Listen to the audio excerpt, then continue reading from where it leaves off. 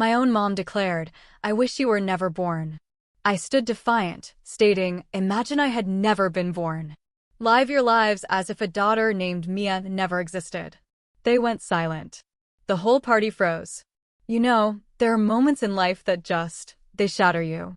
Moments that feel like the very ground beneath your feet gives way. For me, that moment wasn't some grand tragedy, but a whisper, a venomous cut from the very person who was supposed to love me unconditionally. I was standing at my medical school graduation dinner, champagne glass trembling on top of the world. And then, my mother looked me in the eye and, with a dismissive wave, said 5 words that changed everything. "Honestly, we wish you were never born." What would you even do? Because in that single, gut-wrenching instant, I decided I would disappear from their lives forever. The entire restaurant went dead silent. Can you imagine? 27 years of being the family disappointment, it all crystallized right then. My father just nodded in agreement, a cold, hard truth hitting me. My brothers, Tyler and Brandon, they just sat there, smirking. Like this was all part of the show. I felt a weird calm wash over me. I set my glass down slowly. Then I looked at each of them one by one. And I said the words that would irrevocably cleave my life in two: "Consider me as if I never existed. Live your lives as though there was never a daughter named Mia." The table remained absolutely frozen. I could hear the faint clink of silverware from the kitchen, the soft jazz playing somewhere in the background, and the deafening pound of my own heart in my ears. My Aunt Susan's fork clattered against her plate, breaking the spell a little. My cousin Emma's eyes were wide with shock. Uncle Frank, bless his heart, looked between my mother and me like he was watching a car wreck unfold in slow motion. My mother, Barbara, let out this dismissive, chilling laugh, the one I'd heard 1,000 times before. "Don't be dramatic, Mia. Sit down." She waved her hand, like I was just a fly, an inconvenience she could just brush away. Like my entire existence was just nothing. But I didn't sit down. I stood there, and I felt something fundamental shift inside me. All those years of being compared to my brothers, it just flashed through my mind like a movie on fast forward. Tyler, the golden child, the corporate lawyer who made partner at 32. Brandon, the tech genius who started his own company and sold it for millions. And then there was me. Mia. The one who chose medicine instead of law or business. The one who worked 3 jobs through college, who took out loans while my brothers got family money, who graduated with honors, but still, somehow, never quite measured up. My father, Gerald, stood up then, his face beet red, that vein in his temple throbbing the way it always did just before he was about to lecture me. "You're being ungrateful, Mia. After everything we've done for you." I almost laughed right in his face. Everything they'd done for me? They hadn't paid a single dollar toward my education. I'd worked myself to exhaustion, lived on ramen noodles and coffee, studied until 3 a.m. while pulling hospital shifts, all on my own. But somehow, in their twisted minds, they'd supported me. Barbara crossed her arms. "We told you to join Tyler's firm. You could have had a steady job, good money, respect. But no, you had to do things your way. Always so difficult." Brandon, my supposed brother, leaned back in his chair with that smug expression he'd perfected over the years. "Face it, Mia. You've always been the charity case of this family. We all had to pick up your slack." That was it. That's when something inside me it broke. Or maybe it healed. Honestly, I'm still not entirely sure which. I reached up and unclasped the family heirloom necklace that hung around my neck. My grandmother Dorothy had given it to me when I graduated college, even though my mother had said it should go to a more deserving grandchild. The gold felt cool in my palm. I placed it carefully on the pristine white tablecloth, right next to my untouched dinner. Then, I took off the bracelet my father had given me for college graduation. The inscription read, "To our daughter." I set it next to the necklace. "What are you doing?" Barbara's voice had an edge now, a tremor of real fear mixed with her anger. I looked at each of them again. Tyler in his expensive suit. Brandon with his designer watch. My parents in their country club finest.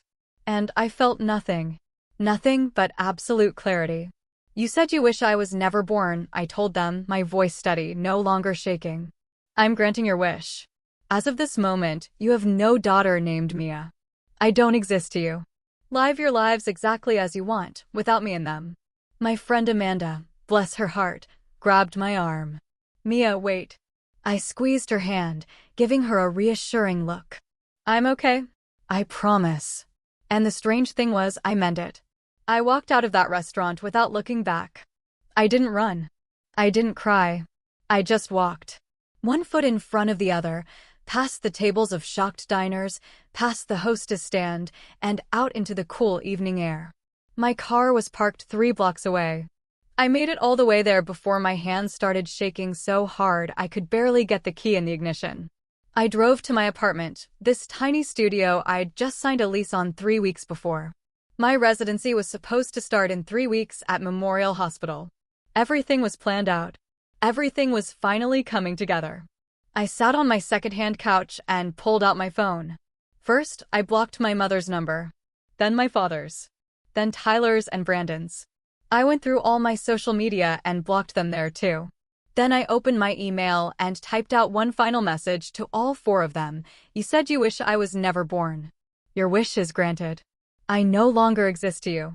Do not contact me. Do not reach out. We are done.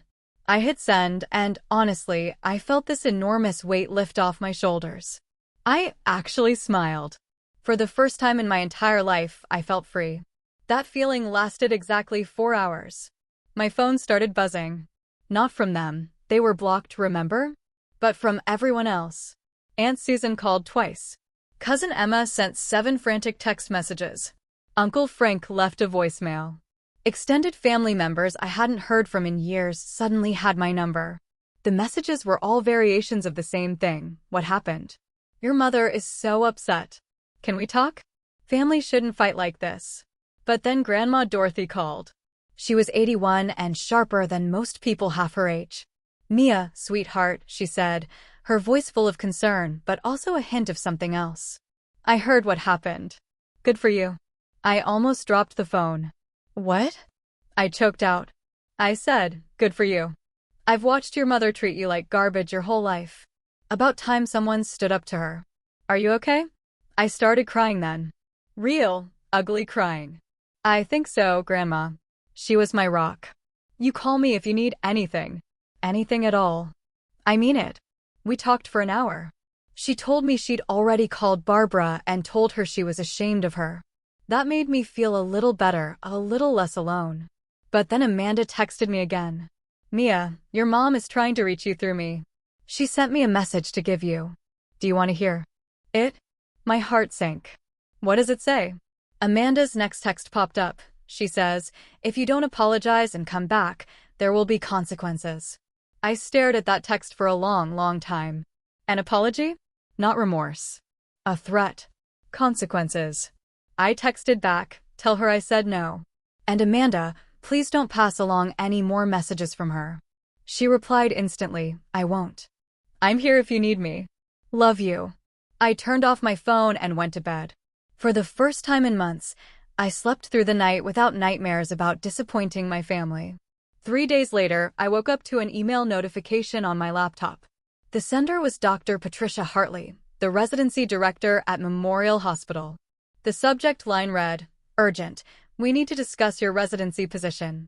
My stomach dropped straight to my feet. My hands went cold. I clicked it open with shaking fingers. Dr. Chin, please contact my office immediately to schedule a meeting before your start date. A matter has come to our attention that requires discussion. Dr. Patricia Hartley. I read it 3 times. Each time, that word matter seemed to grow bigger, more ominous. What matter?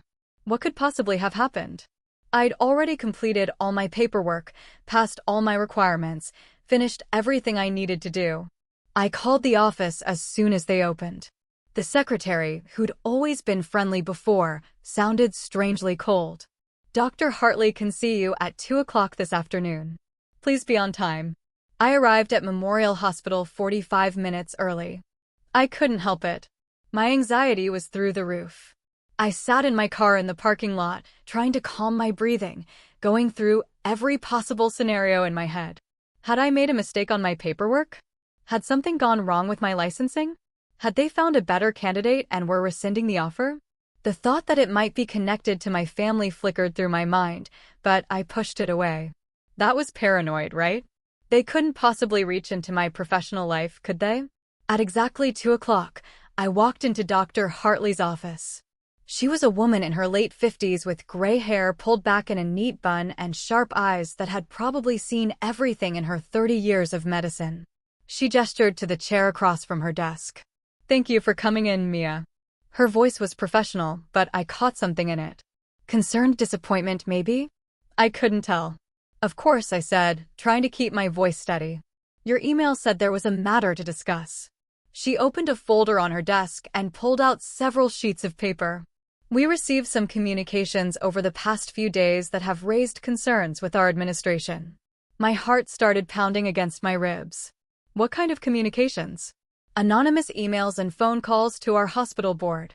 Multiple people have reported concerns about your character, your stability, and your fitness for the pressures of a medical residency."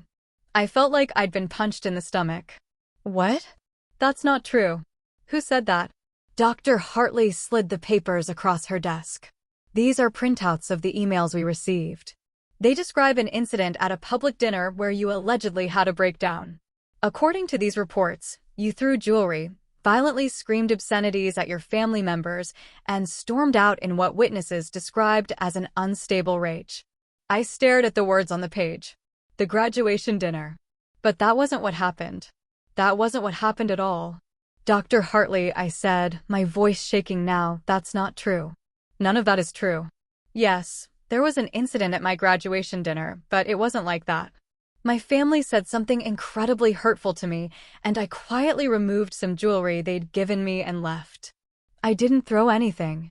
I didn't scream. I just left." She studied my face intently. "Can anyone corroborate your version of events?" "Yes. My friend Amanda was there.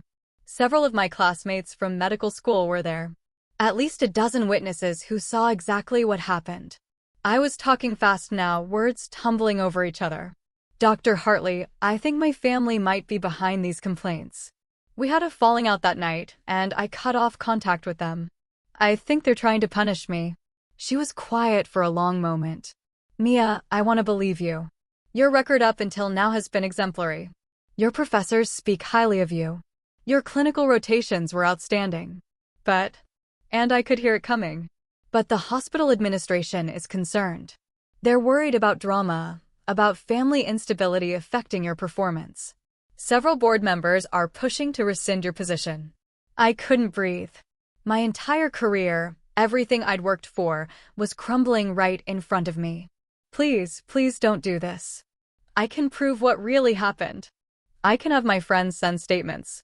I can show you that these complaints are false." Dr. Hartley nodded slowly. "I've argued for you, Mia. I fought to keep your position. Here's what I was able to negotiate. You can start your residency as planned, but you'll be on probationary status for the first 6 months. Probationary status. What does that mean? It means you'll be watched more closely than other residents. Any complaints, any issues, any incidents at all, and your position will be immediately terminated. No second chances. You'll need to be perfect." It was humiliating. It was unfair. But it was better than losing everything. "I understand. Thank you for fighting for me." She gave me one last, grave look. "Document everything, Mia. If what you're saying is true and your family is behind this, you need to protect yourself. Get those witness statements. File complaints about the false reports.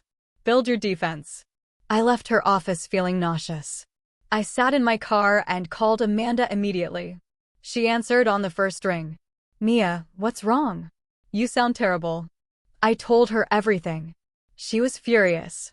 "That's insane. I'll write a statement right now. I'll get everyone else who was there to write them too. This is absolutely not okay." True to her word, within 2 days, I had detailed written statements from Amanda and 3 other medical school classmates who'd attended the dinner. They all said the same thing. I'd been calm. I'd been quiet. I'd left peacefully. There had been no violence, no screaming, no instability. I submitted everything to the hospital administration with a formal complaint about the false reports. I felt like I was fighting back, like I was taking control. I should have known better. 2 days before my residency was supposed to start, my phone rang. Unknown number. I answered it anyway. Hello, is this Mia-chan? Yes, who's calling? This is Ralph Sanders. I'm the landlord of the apartment you're renting on Oak Street. My mouth went dry. Yes. I'm calling to inform you that your lease is being terminated effective immediately. I've already rented the unit to someone else. You have 72 hours to vacate. What? You can't do that. I have a signed lease. I paid first and last month's rent and security deposit. You provided false information on your application. I received a call from your previous landlord saying you were evicted for property damage and unpaid rent. That's fraud and it voids the lease. That's not true. I've never been evicted. I left my last apartment on good terms. Who called you? I'm not at liberty to say, but the information was very detailed and came from what seemed like a credible source. I've already made my decision. 72 hours, Miss Chen. He hung up before I could argue further. I sat on my couch, the one piece of furniture I owned, and tried to process what was happening. Someone had called my landlord with lies. Someone was systematically attacking every part of my life. I was about to start one of the most demanding jobs in medicine, and I was going to be homeless. I called Amanda, who immediately offered me her couch. You can stay as long as you need. It's not going to be long-term. I just need to find another place, but thank you. I spent the next 2 days apartment hunting between packing up my things. Everything required first month, last month, and deposit. I had the money. I'd been saving carefully for exactly these kinds of expenses during residency. On the day I was supposed to move out, I went to pay for a hotel room for the night while I kept looking. My debit card was declined. I tried again, declined. I pulled out my credit card, also declined. I sat in the hotel lobby, my entire life packed into my car outside, and opened my banking app on my phone. Account under review. Access temporarily restricted. Please contact customer service. My hands were shaking so hard I could barely dial the number. The bank's hold music played in my ear while I sat in that hotel lobby, watching people check in and out, going about their normal lives while mine was falling apart. After 15 minutes, a representative finally answered. How can I help you today? My accounts are frozen, both my checking and savings. I need to know why. Let me pull up your account. Can you verify your social security number and date of birth? I rattled off the information, my voice tight with stress. I see. Your account has been flagged for suspicious activity and potential identity theft. The fraud department has placed a temporary hold pending investigation. Identity theft? I haven't reported any identity theft. Who reported it? I'm not able to see those details, but according to the notes, multiple suspicious transactions were flagged, and someone contacted us with concerns. The investigation will take 7 to 10 business days. 7 to 10 days. I need access to my money now. I'm about to be homeless. I'm starting a new job. I have bills to pay. I understand your frustration, but for your protection, we need to complete the investigation. Is there anything else I can help you with today? I wanted to scream. Instead, I said, no, thank you, and hung up. I checked my wallet. $63 in cash. That was it. That was all I had access to in the world. I had $12,000 in my savings account that I'd scraped together over years of working multiple jobs. Money I needed for rent, for food, for gas, for everything I'd need during residency when I'd be working 80-hour weeks and barely surviving. And I couldn't touch it. My residency started in 2 days. 2 days. I needed professional clothes, a stethoscope, comfortable shoes. I needed a place to live. I needed to eat. And I had $63. I called Amanda again. She answered immediately. What's wrong now? My voice was breaking. My bank accounts are frozen. Someone reported suspicious activity and identity theft. I can't access my money. Oh my God, Mia. Okay. My couch is yours. Seriously, for as long as you need it. We'll figure this out. I drove to Amanda's apartment in a daze. She lived in a small 2-bedroom place with her girlfriend, Sarah. They welcomed me in, helped me bring in my boxes. Amanda made me sit down and eat something while Sarah made up the couch with blankets and pillows. I feel like such a burden, I mumbled. You're not, Amanda said firmly. You're my friend and you're going through something awful. Let us help. That night, I filed fraud reports with the bank. I filed a police report about the harassment. I tried to trace who had made the false reports about my accounts, but everything was anonymous, untraceable. Professional. The next morning, my phone rang. I didn't recognize the number, but something made me answer it. Mia, it's Tyler. My blood ran cold. How did you get this number? That doesn't matter. I'm calling because this has gone on long enough. I have nothing to say to you. Just listen for a minute. All of this can go away. The problems with your residency, the issues with your apartment, your bank accounts, all of it. Mom and Dad just want an apology. And there it was. Confirmation. They were behind everything. An apology. I laughed, and it sounded bitter, even to my own ears. For what? For defending myself? For having boundaries? For embarrassing them in public? For making a scene? They want you to post on social media admitting you were wrong and disrespectful. They want you at Sunday dinner to apologize in front of the extended family. That's it. That's all it takes for this to stop. You're a lawyer, Tyler, I said, my voice dripping with scorn. You know what you're describing is harassment, extortion. It's illegal. His voice turned cold, hard. Prove it. All those complaints? Anonymous. The bank? Standard fraud protocol. The landlord? He made his own decision based on information he received. There's nothing connecting any of this to us. I know people at your hospital, Mia. I know people at your bank. I know people everywhere. Our family has connections you can't even imagine. You're making this so much harder than it needs to be. We're family. You'll come crawling back eventually. Why not make it easy on yourself? Something snapped inside me. I'd rather lose everything than give you the satisfaction. My voice was a raw whisper, full of fury. Don't ever contact me again. I hung up and immediately blocked the number. Then I sat there, shaking, adrenaline coursing through my body. Amanda came out of her bedroom. Who is that? My brother, I said, my voice flat. Confirming what we already knew. They're behind everything. We should go to the police. He's right though, I whispered, tears finally escaping. There's no proof. It's all anonymous, all circumstantial, and he's a lawyer with connections. I'm nobody. Amanda knelt in front of me, taking my hands. You're not nobody, Mia. You're about to be Dr. Mia Chin, and you're going to be amazing. I wanted to believe her. I really did. The next day, I started my residency. I put on the one professional outfit I owned that still looked decent. I wore my old sneakers because I couldn't afford new shoes. I drove to Memorial Hospital on a quarter tank of gas because I couldn't afford to fill up. And despite everything, despite being exhausted and stressed and terrified, I showed up. I did my orientation. I met my fellow residents. I worked my first shift in the emergency department, and I was good. I was really good. The attending physician, Dr. Marcus Reynolds, even pulled me aside to say I'd done excellent work with a difficult patient. For a moment, just a moment, I felt hope. Maybe I could survive this. Maybe I could push through and come out the other side. During my lunch break, I checked my phone. There was a message from Dr. Hartley's secretary. Dr. Hartley needs to see you in her office immediately. My stomach dropped again. I walked to her office on legs that felt like jelly. Dr. Hartley looked utterly exhausted. Mia, I'm sorry. I fought for you. I really did. What happened? The hospital received an anonymous letter this morning. It claims you falsified parts of your medical school application. Specifically, it alleges that you plagiarized data from a research project in your third year.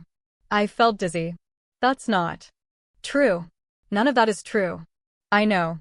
Or at least, I believe you. But the hospital administration has no choice. We have to investigate. And until that investigation is complete, you're suspended from the residency program effective immediately. Suspended? For how long? I don't know. It could be weeks. It could be longer. I'm so sorry, Mia. I walked out of that hospital in my scrubs, carrying a bag with my street clothes. I got in my car and just sat there. I couldn't cry. I was too shocked to cry. My phone rang. It was the medical school dean's office. They needed to speak with me immediately about serious allegations.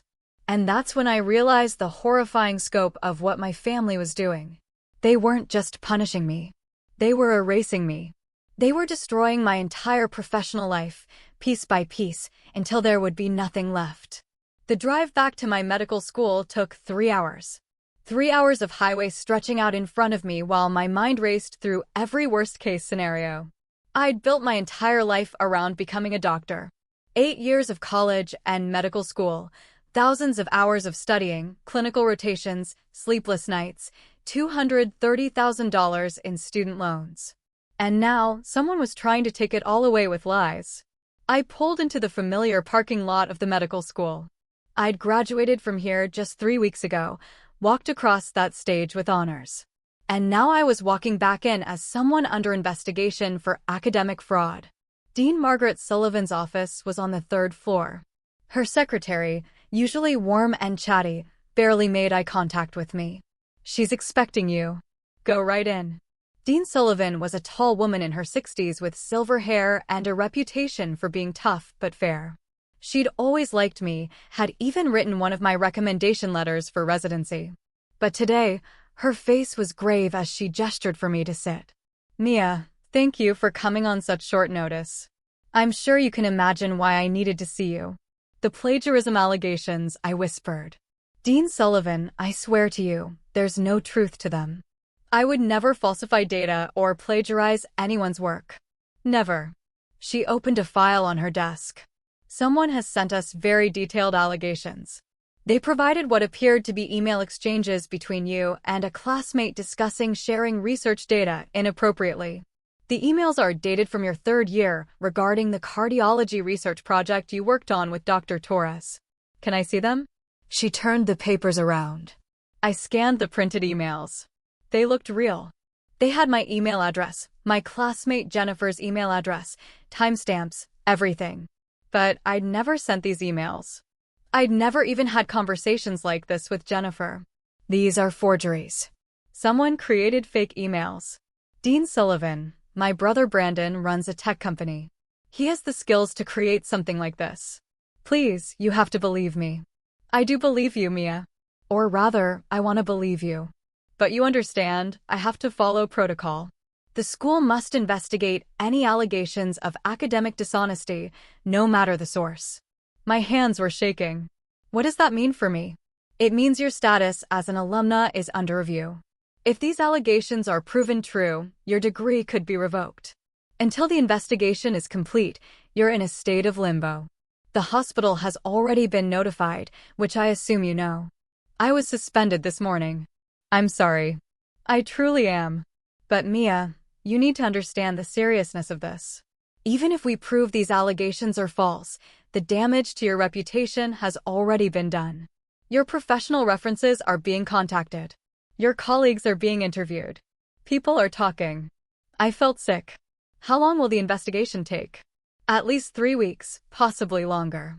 We need to review all of your original research materials. Interview your research partners and supervisors. Examine the authenticity of these emails. It's a thorough process. 3 weeks. I'm supposed to be in residency right now. Every day I'm not there, I'm falling behind. And even if I'm cleared, who's going to want to hire a resident who's been under investigation for plagiarism?" Dean Sullivan's expression softened. "I know this is devastating. For what it's worth, Dr. Torres has already volunteered to help with the investigation. He supervised your research, and he's confident he can prove your work was original." That was something, at least. Dr. Richard Torres had been my research mentor for 2 years. He knew my work better than anyone. "Thank you," I said, a flicker of something new in my chest. "I appreciate you telling me that." I left the medical school feeling hollow. My phone was buzzing constantly. I looked at the notifications, messages from former classmates asking if the rumors were true, emails from medical colleagues I'd worked with expressing concern, even a voicemail from a hospital where I'd interviewed for residency last year, rescinding their standing offer. The rumor mill was working fast. In the medical community, reputations were everything, and mine was being shredded in real time. I drove back to Amanda's apartment. It was early afternoon, and she was at her own residency. Sarah was at work. I had the place to myself. I sat on their couch with my laptop and did something I probably shouldn't have done. I Googled myself. The first result was my professional LinkedIn profile. The second was my medical school graduation announcement. The third was a forum post on a medical student message board.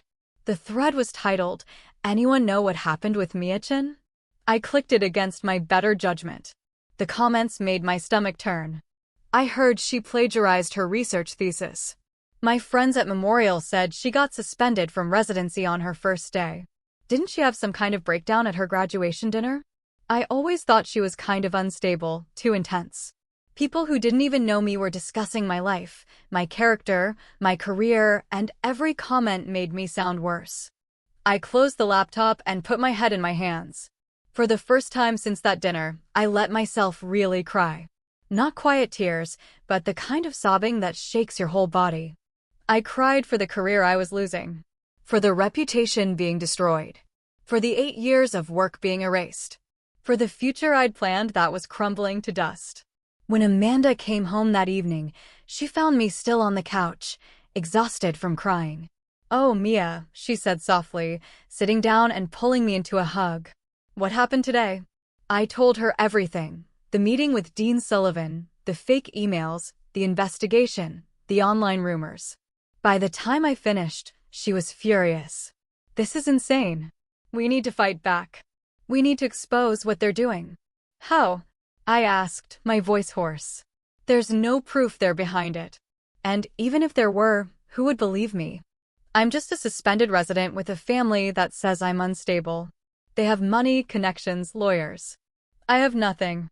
Amanda looked at me, her eyes firm. "You have the truth, and you have people who love you." My phone rang. It was Grandma Dorothy. I answered, and her voice was warm and concerned.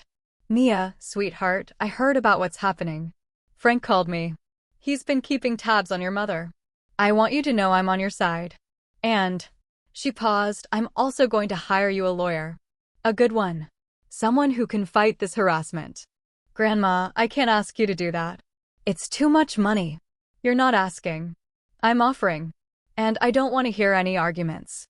Barbara is my daughter, but what she's doing is wrong. Someone needs to stop her." For the first time all day, I felt a tiny spark of hope. Within 2 days, I was sitting in the office of Carol Jensen, a sharp-eyed attorney in her 50s who specialized in harassment and defamation cases. Dorothy had hired her and was paying her retainer. Carol listened to my entire story, taking notes. When I finished, she sat back in her chair. "This is a clear pattern of harassment. The problem is proving who's behind it. Everything's been done anonymously or through third parties. But we can start building a case. We'll file for a restraining order based on the pattern of behavior. We'll document every incident, and we'll be ready if they slip up and leave evidence." "What about the plagiarism investigation?" "That's trickier. Your medical school has to follow their own process, but I can help you prepare your defense." "Do you have any of your original research materials?" "All of it. I keep backups of everything." "Good. We'll need to prove those emails are forgeries. That means getting a tech expert to examine them. I know someone who can help." For the first time in weeks, I felt like I had someone in my corner who knew how to fight back. But then, like everything else in my life lately, things got worse. Carol's investigator discovered that my bank accounts hadn't just been frozen. Before the freeze happened, someone had initiated electronic transfers out of my accounts. Over $9,000 was missing. How is that possible? I didn't authorize any transfers. Someone had your account information and security details. They transferred the money out in small amounts over several days to avoid triggering fraud alerts. Then they reported the suspicious activity themselves to cover their tracks. Can I get it back? You'll need to file fraud claims with the bank, and those take 30 to 60 days to process. 30 to 60 days. I'd be lucky if I had a career left by then. Despite everything, there was one piece of good news. Dr. Torres worked quickly. Within a week, he'd compiled all of my original research materials, complete with timestamps, drafts, and his own notes from our supervision meetings. He presented it all to Dean Sullivan with a detailed report. The plagiarism allegations were officially dismissed. The fake emails were identified as forgeries. My record at the medical school was cleared. Dean Sullivan called me personally. "Mia, I'm so relieved to tell you this. You've been completely exonerated. I'm writing a formal letter to Memorial Hospital defending you and explaining the situation." I should have been ecstatic. Instead, I just felt exhausted. "Thank you, Dean Sullivan. I really appreciate everything you've done." But when I called Dr. Hartley at Memorial Hospital, her voice was sad. "Mia, I'm so glad the allegations were disproven, and I want you to know I fought for you, but the hospital administration has decided to terminate your residency position." "What? Why? I was cleared. I didn't do anything wrong." "I know. They know that, too. But they feel that the situation has created too much disruption, too much drama. They're concerned about the hospital's reputation and the potential for ongoing issues." "I'm so sorry." "They've suggested you reapply next year." Next year. A whole year of my life lost. A year where I'd have to explain to every program why my residency was terminated. A black mark that would follow me forever. "I understand. Thank you for trying." I hung up and sat in Amanda's living room, staring at the wall. I'd been cleared of wrongdoing, but I'd still lost everything. My family had won. They destroyed my career without ever leaving a fingerprint. That night, I drove past Amanda's house just to get some air. And then I noticed a car parked down the street. My parents' car. They were watching me. Following me. Even after everything they'd done, they weren't stopping. I took a photo of their car and sent it to Carol Jensen. "They're stalking me now." Her response was immediate. "Document everything. We're filing for that restraining order tomorrow." But the next morning brought another crisis. I woke up to a call from Carol. "Mia, I need to tell you something. Your parents are suing you for defamation and emotional distress." I sat up so fast I got dizzy. "They're suing me for what?" Carol's voice was calm, but I could hear the anger underneath. "They claim that your email cutting them off and the things you've said to extended family members about them constitute defamation. They're saying you've damaged their reputation in the community and caused them emotional distress. They're seeking $50,000. That's insane." I told the truth. I haven't lied about anything. "I know. And truth is an absolute defense against defamation. But defending against this lawsuit is going to cost money. Legal fees, court costs, depositions. We're looking at $15,000 to $20,000. Even though we'll win. I don't have that kind of money. I don't have any money. Your grandmother is willing to cover it. I already spoke with her this morning." I felt like I was drowning in an ocean of debt and obligation. Dorothy was already paying for my lawyer. Now she'd have to pay to defend me against my own parents. It was humiliating. "The lawsuit is scheduled for a hearing in 6 weeks, Carol continued. Your brother Tyler is representing them." Of course he was. Tyler had connections throughout the legal system. This was going to be ugly. I hung up with Carol and looked at the clock. 7:30 in the morning. Amanda had already left for the hospital. Sarah was at work. I was alone in their apartment, unemployed, under investigation, being sued, and broke. I got dressed and went outside to my car. I needed to drive somewhere, anywhere, just to clear my head. But when I got to the driveway, my car was gone. I walked up and down the street, thinking maybe I'd parked somewhere else and forgotten. But no, my car was definitely gone. I called the police non-emergency line. "I need to report a stolen vehicle." The operator took my information. "Actually, ma'am, your vehicle was towed early this morning from that address. It was reported as abandoned." "Abandoned?" "I drove it yesterday. It's registered, insured, everything. You'll need to contact the tow company. They are the ones who made the report." I got the number and called. The tow company wanted $375 to release my car. I had $11 in my wallet. I walked back into Amanda's apartment and just stood there in the living room. I had no car, no money, no job, no career, a lawsuit hanging over my head. And my family was still out there, still attacking, still finding new ways to destroy me. My phone rang. It was Dorothy. "Grandma, I can't keep taking your money. This is too much nonsense. You're my granddaughter, and what Barbara is doing is unconscionable. I'm paying for that tow. Give me the number." Mia, let me help you, please. I have more money than I could ever spend, and I want to use it to protect you. This is important to me. Her voice cracked a little on that last sentence. I realized this wasn't just about me. This was about her seeing her own daughter become a monster and trying to make it right. Okay, I said, my voice barely a whisper. Thank you. She paid the tow fee, and Amanda drove me to get my car. As we pulled out of the tow yard, I saw my father's car parked down the street. They were watching. They wanted me to know they were watching. Over the next few days, Carol worked on filing a restraining order. We documented every incident of harassment, every false report, every attack on my life. She prepared a comprehensive case. The restraining order hearing was scheduled for the following week. But 3 days before it, I got a call from Uncle Frank. Mia, you need to come to the hospital. Your grandmother had a stroke. Everything stopped. Is she okay? She's stable. She's going to recover, but it was serious. She's at St. Mary's Hospital. I drove there immediately. Dorothy was in the ICU, hooked up to monitors, but awake. When she saw me, she tried to smile. Don't you dare feel guilty about this, she said, her words slightly slurred but understandable. I'm old. These things happen. But I did feel guilty. The stress of everything, the fighting with Barbara, the legal battles, it had all taken a toll on her. I stayed with her for hours. Uncle Frank arrived around dinner time. He pulled me aside in the hallway. Barbara's already making moves, he said quietly. She filed for emergency guardianship of Dorothy this morning. She's claiming Mom is incapacitated and can't make her own decisions. She had a stroke, but she's lucid. She's talking. She's aware. I know, but Barbara's trying to get control of Mom's finances. If she succeeds, that means no more money for your legal defense. I felt like I was going to be sick. Can she do that? She's trying, but I'm contesting it. So are several other family members. We're not going to let her do this. For the next week, my life became a blur of hospital visits, legal meetings, and pure survival. I found a part-time job as a medical consultant for a healthcare company. It wasn't residency, but it paid bills and used my medical knowledge.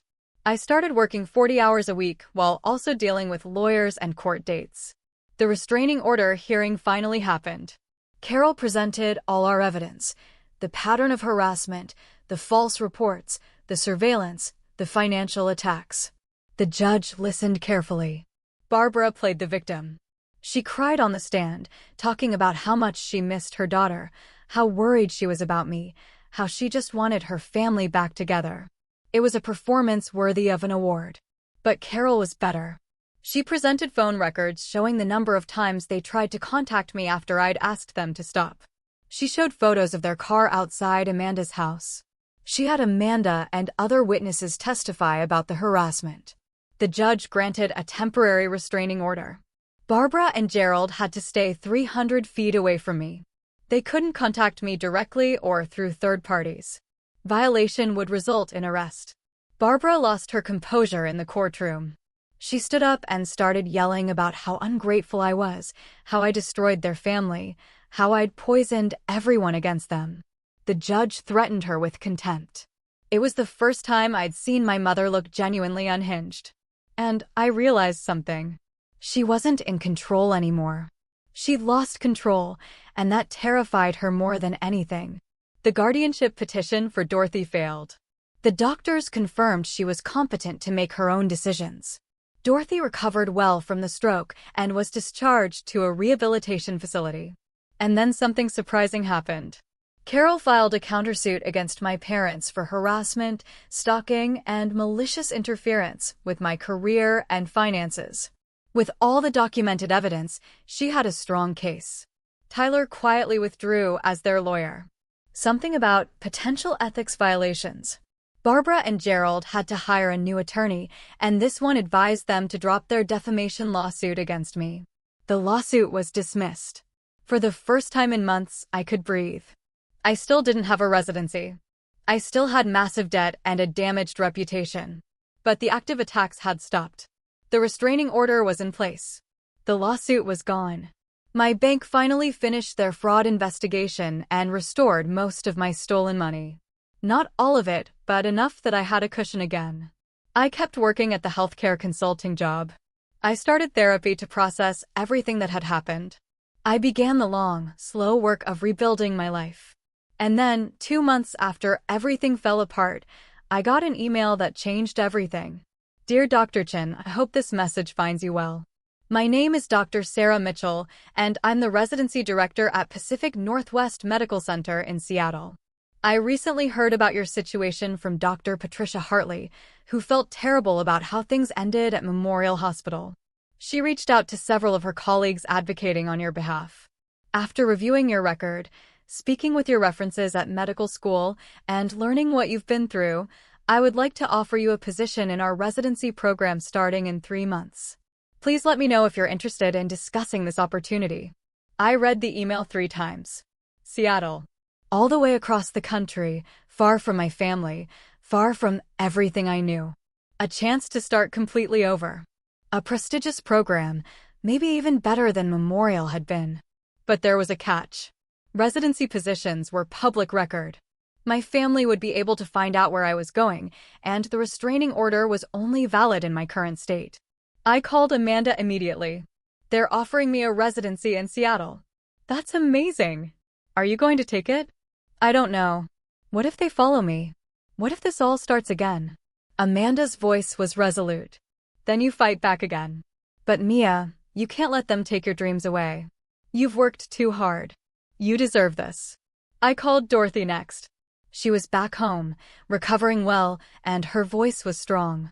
Take it, she said firmly. Take it, and don't look back. Barbara can't hurt you anymore. The restraining order, the failed lawsuit. Frank and I watching her every move, she knows she's lost. Go be a doctor, sweetheart. It's what you were meant to do. I thought about it for 2 days, and then I accepted. 2 weeks before I was supposed to move to Seattle, a package arrived at Amanda's apartment.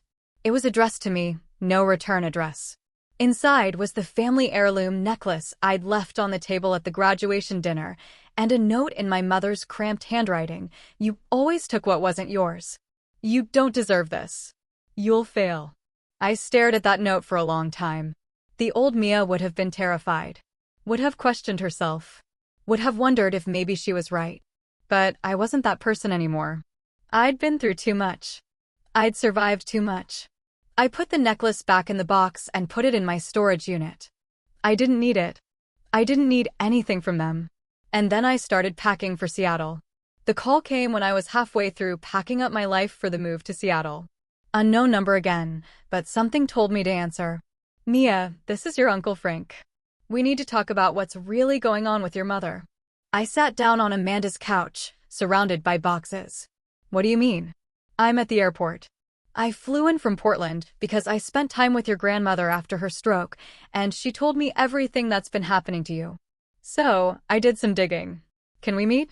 This isn't something I want to discuss over the phone. We met at a coffee shop. An hour later. Frank looked older than I remembered, but his eyes were sharp and angry. He ordered us both coffee and sat down across from me. I need to tell you something, and you're not going to like it, but you deserve to know the truth about why your mother has been so vicious to you. Okay, I said, bracing myself. He pulled out a folder from his briefcase. I spent the last few weeks investigating Barbara and Gerald's finances. Called in some favors, asked some questions, looked at some public records. What I found was worse than I expected. He opened the folder and showed me documents, bank statements, credit reports, legal filings. Your parents are broke, Mia. Not just struggling, completely broke. Gerald's business failed 2 years ago, but they've been hiding it. They're hundreds of thousands of dollars in debt. They're on the verge of losing their house. They've been living off credit cards and loans from Tyler and Brandon, trying to maintain appearances. I stared at the numbers on the page. It didn't make sense. They'd always seemed so successful, so put together. I don't understand. What does this have to do with me? Frank pulled out another document. This is a copy of Dorothy's will from 5 years ago. She changed it after Barbara tried to manipulate her into giving her money for one of Gerald's failed investments. In the current will, Barbara only gets 20% of the estate. You get 50%. The rest goes to other grandchildren and charities. My hands went cold. I didn't know that. Barbara knows. She's known for years, and she's been trying everything to either get Dorothy to change it back or get guardianship so she can control Dorothy's money. Your grandmother is worth about $4 million, Mia. Barbara is desperate. Suddenly, everything made terrifying sense. The cruelty at graduation dinner wasn't just about control or disappointment. It was about money. She wanted me broken, I said slowly, the realization chilling me. She wanted me dependent on them so they could manipulate me. Exactly. And when you cut them off instead, they panicked. Every attack since then has been calculated to destroy your independence. If you have no career, no money, no support system, you'd have to come back to them. Then they could control you. Maybe even convince you to side with them about Dorothy's will. Or convince Dorothy I'm unstable and shouldn't inherit that too. The plagiarism allegations, the harassment, all of it was designed to make you look unfit. If Dorothy believed you were having a breakdown, she might change the will. I felt sick. They've been systematically trying to destroy me for money. I'm sorry, Mia. I'm so sorry I didn't see this sooner. I've been on the other side of the country, and Barbara and I haven't been close in years, but when Dorothy had her stroke and told me what was happening, I had to look into it. Does Grandma know about their financial situation? She does now. I showed her everything. She's furious. She's talking about cutting Barbara out entirely. Over the next few days, Frank testified in the guardianship case, presenting all his financial research. The judge was not impressed with Barbara's desperation to gain control of her mother's assets while hiding her own financial ruin.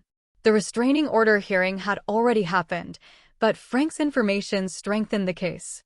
Barbara and Gerald had to stay away from me. No contact, no third-party messages, 300 feet minimum distance at all times. I watched Barbara in that courtroom, and for the first time, I saw her clearly. Not as my mother, but as a desperate woman who'd gambled everything on maintaining appearances and lost.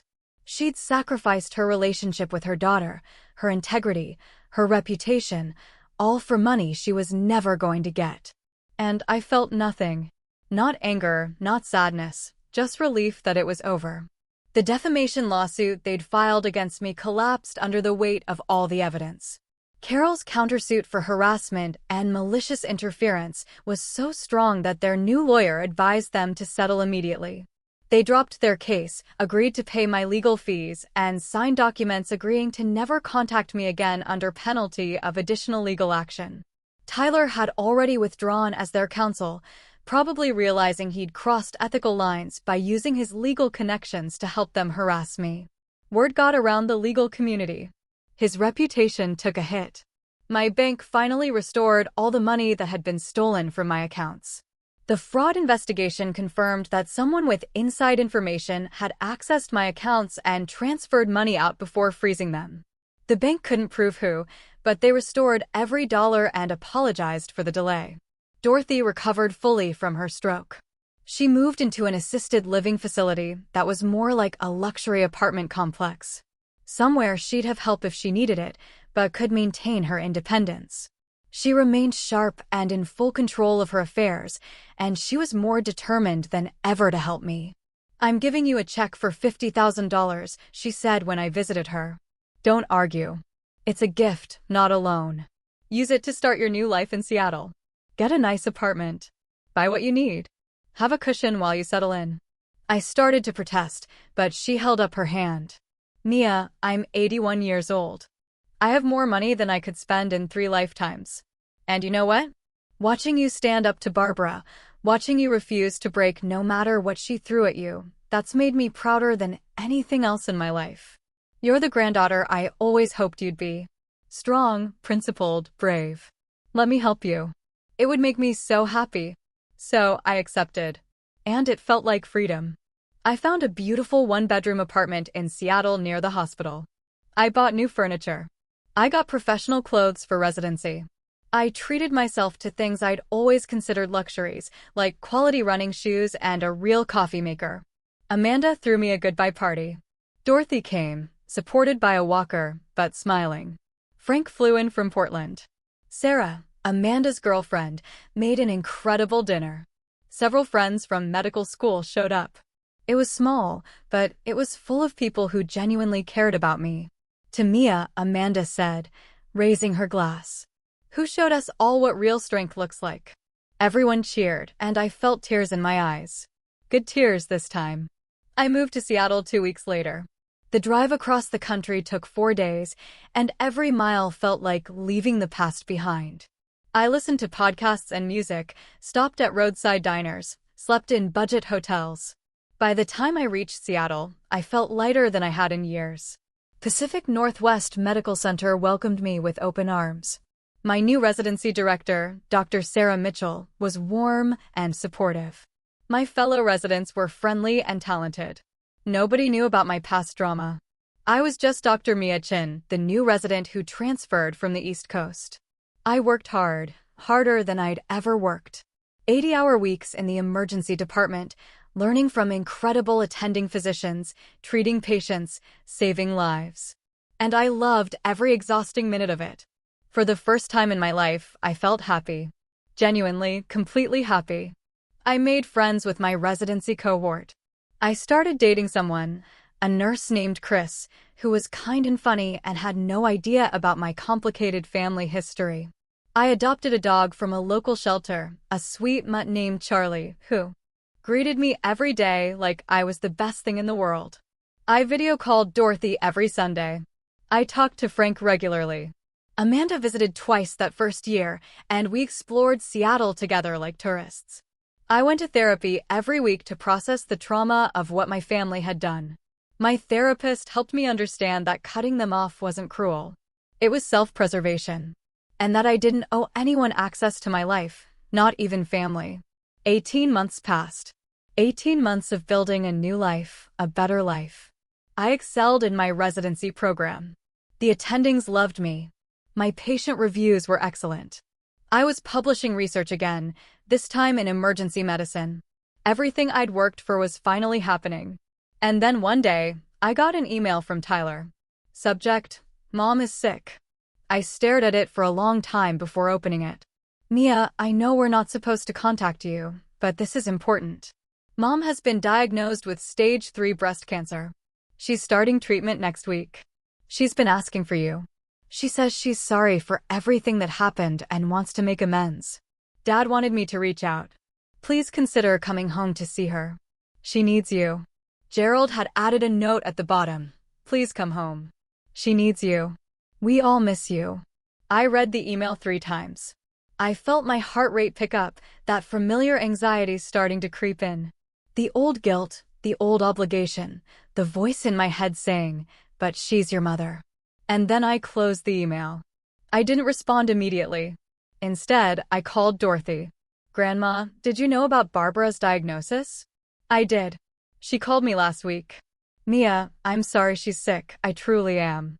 But you need to know something. She's not sorry. She's scared and wants support. But she hasn't changed. She hasn't apologized. She's using this illness to try to guilt you into coming back." "How do you know?" "Because she called me, trying to use the cancer diagnosis to get me to change my will. Said she needed financial security for her medical treatments and that you should understand since you're a doctor." I told her no. I also told her that trying to manipulate me while she's sick was particularly low. I felt that familiar clarity settle over me. The same clarity I'd felt at the graduation dinner when I'd walked away. "Thank you for telling me. What are you going to do?" "What I need to do for myself." I opened my laptop and typed a response to Tyler. "I'm sorry to hear about Barbara's illness. I hope she responds well to treatment and makes a full recovery. However, I meant what I said 18 months ago. I don't exist to you. I'm not your daughter, your sister, or your family member anymore. That door was closed permanently when you chose to systematically destroy my life rather than respect my boundaries. Please don't contact me again. I wish you all well, but from a distance." I hit send before I could second-guess myself. Then I blocked Tyler's email address. I didn't feel guilty. I felt free. Dorothy called me that night. Barbara called me crying. Said you refused to see her. "She's telling everyone you're heartless." "I'm okay with that," I said, a faint smile on my lips. "Let her tell whoever she wants, whatever she wants." I'm 3,000 miles away, living my life, and she can't touch me anymore. Good. I'm proud of you, sweetheart. The next few months passed peacefully. I heard through Frank that Barbara's treatment was going well, that she was likely to recover fully. I was glad. I didn't wish her harm, but I also didn't want her in my life. Tyler sent one more email that I didn't open. Then nothing. They finally got the message. 3 years after that graduation dinner, I was standing in front of a mirror in a hotel ballroom, adjusting my name tag. Dr. Mia Chin, emergency medicine specialist. I was attending a national medical conference, about to present research I'd conducted on trauma protocols in emergency departments. My life looked nothing like it had that terrible night. I'd finished my residency with honors, top of my class. Pacific Northwest Medical Center had offered me a fellowship in emergency medicine, which I'd completed. Now I was working as an attending physician in their ED, teaching residents, conducting research, saving lives every single day. I had a beautiful apartment with a view of the water. Charlie, now 3 years old, was the best dog I could have asked for. Chris and I had been together for 2 years, and he'd moved in 6 months ago. We were talking about marriage, but there was no rush. Life felt good, stable, and completely mine. I hadn't spoken to Barbara, Gerald, Tyler, or Brandon in 3 years. The restraining order was now permanent. I'd heard through Frank that their financial situation had stabilized somewhat. Barbara had recovered from cancer. Tyler's career had bounced back. Brandon's company was doing okay. They'd moved to a smaller house, but were managing. I felt nothing about any of it. Not relief, not satisfaction, not anger. They were strangers to me now, people I used to know in another life. Dorothy, now 84, was still sharp and healthy. We talked every week. She'd updated her will to leave me 60% of her estate and cut Barbara to 10%. She got her inheritance early and all the money I spent on your legal defense, Dorothy had said dryly. Frank and I had grown close. He visited Seattle twice a year, and we'd have long dinners where he'd tell me stories about the family I no longer spoke to. Not gossip, just updates, in case I ever wanted to know. I appreciated that he never pushed me to reconcile.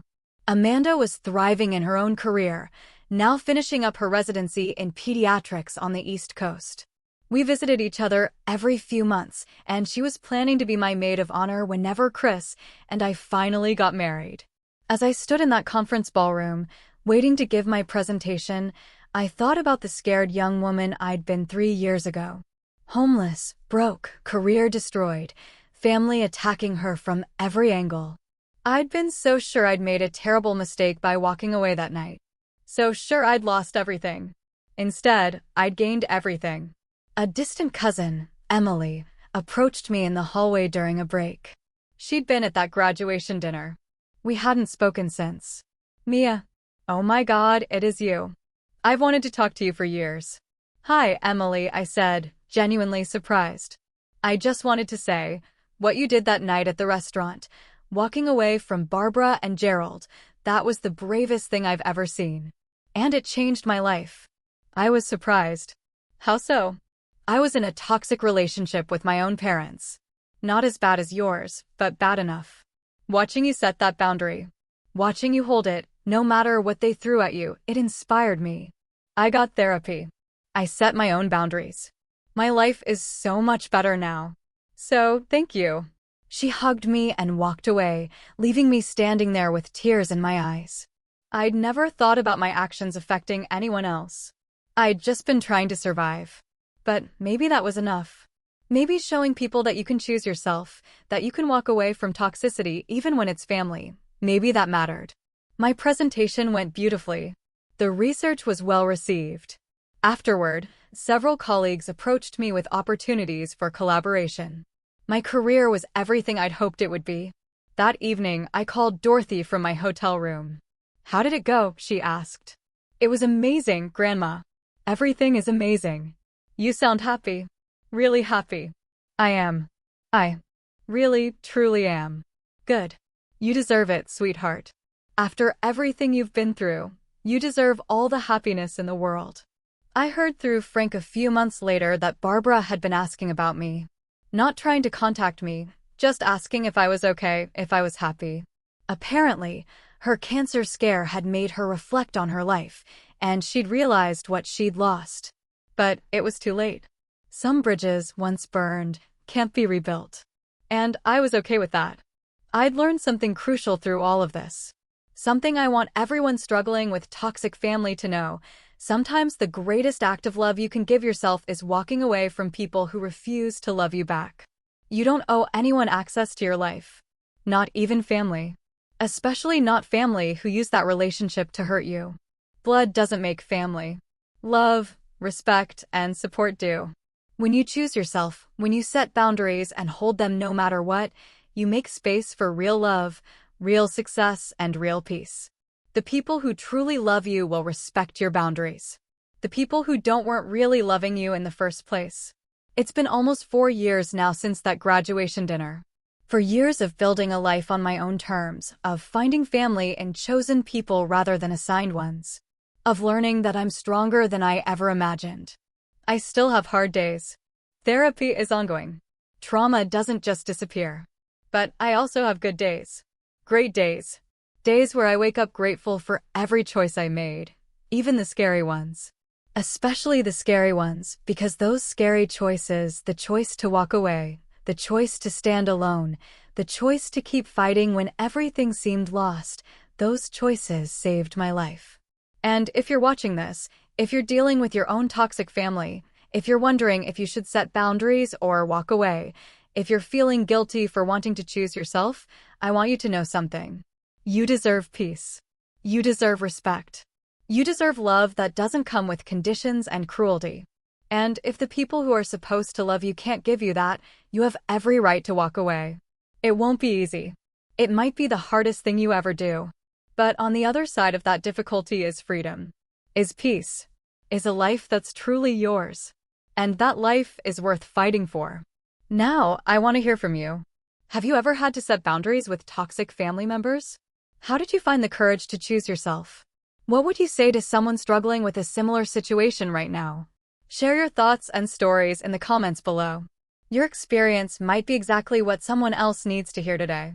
If this story resonated with you, please take a moment to like this video. It helps others who might need to hear this message find it. And if you haven't already, subscribe to the channel for more stories about overcoming adversity, setting boundaries, and choosing yourself. Don't forget to hit that share button and send this to anyone who might need the reminder that they deserve better. Thank you so much for listening to my story. I know it was long, but these things, the real hard things in life, they don't have simple explanations. They're messy and complicated and painful, but they also lead to growth and strength and freedom. I hope wherever you are in your own journey, whatever battles you're fighting, you know that you're not alone, that your struggle is valid, that choosing yourself isn't selfish, it's survival. Take care of yourselves out there. Set those boundaries. Choose your peace. Build your chosen family. And never, ever let anyone make you feel like you're not enough exactly as you are. Until next time, this is Dr. Mia Chin, reminding you that sometimes the best thing you can do for your family is to remove yourself from it.